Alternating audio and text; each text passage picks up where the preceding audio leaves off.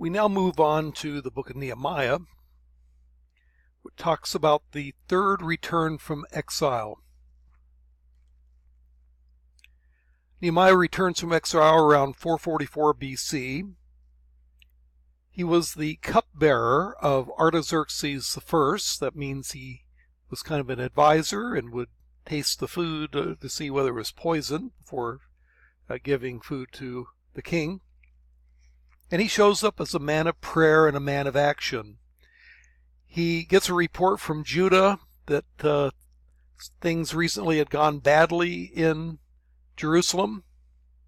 He prays about it in Nehemiah chapter 1. In Nehemiah chapter 2, the king Artaxerxes sees that he is downcast, inquires as to what's wrong. Might have been a dangerous situation because people that are downcast might be plotting to do something bad to you if you're a king. But he told the story of why he was concerned about his ancestral home. And Artaxerxes responded by making Nehemiah governor of Judah around 444 BC. His major accomplishment is going to be the rebuilding of the walls of Jerusalem over the course of some 52 days. And rebuilding that wall was important symbolically. Jerusalem was the holy city.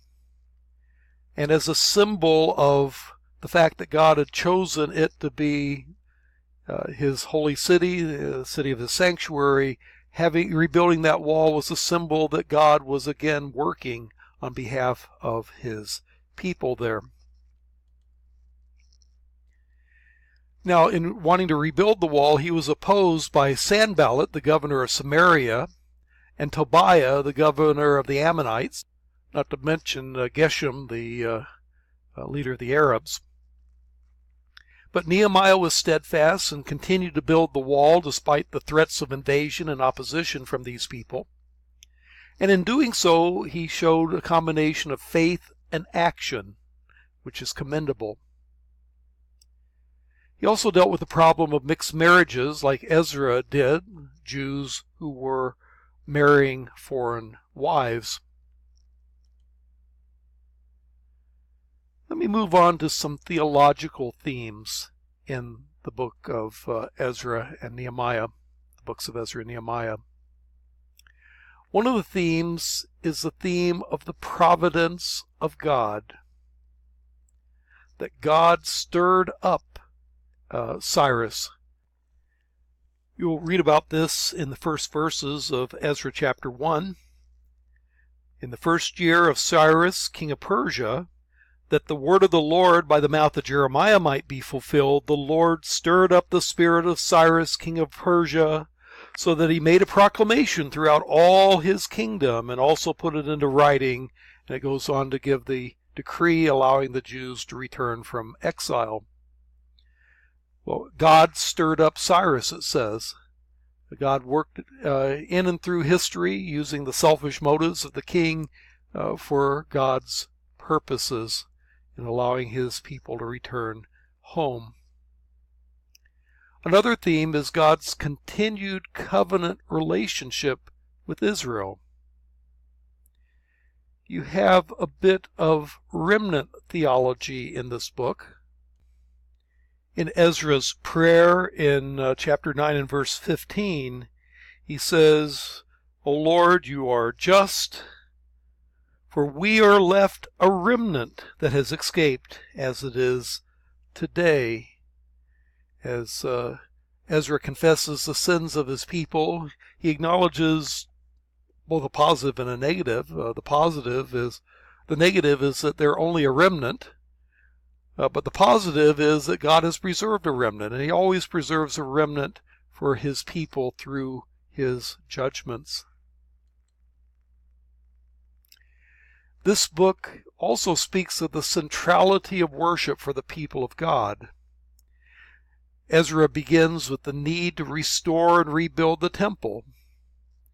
Again, the temple being the central worship place for the entire Jewish people. Ezra and Nehemiah's fervent prayers could come under this rubric too. where at various points Ezra and Nehemiah both pray to the Lord on behalf of their people.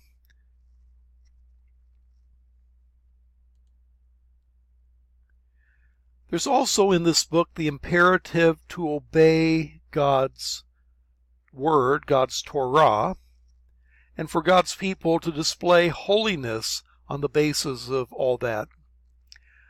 You have an emphasis on God's Word, especially in Nehemiah chapter 8, where they read the law in the presence of the people. They even have some that would explain it, some that would interpret it perhaps in Aramaic, which a lot of the returning Jews would have spoken Aramaic as their first language rather than Hebrew.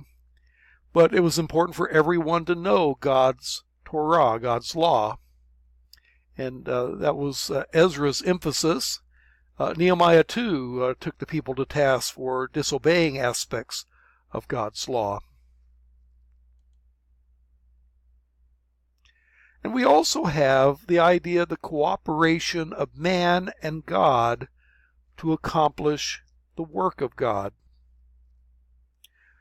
Zerubbabel, Ezra, and Nehemiah show not just an otherworldly spirituality, but each one puts spirituality into practical effect.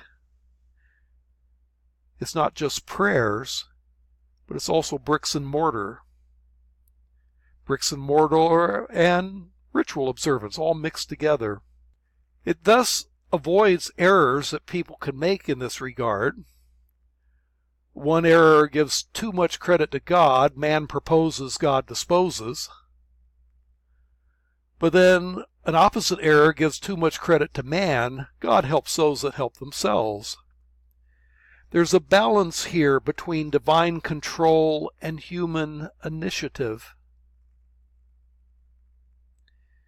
And in general, this book shows the need for godly leaders and united action by the people of God, in this case, both building the temple and in building the walls of Jerusalem, yes, yet trusting in God for help in the work.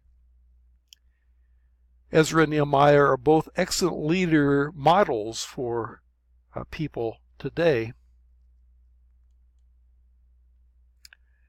Well, Cyrus is very important, and here's his tomb in Iran today. And thus ends our discussion of Ezra and Nehemiah.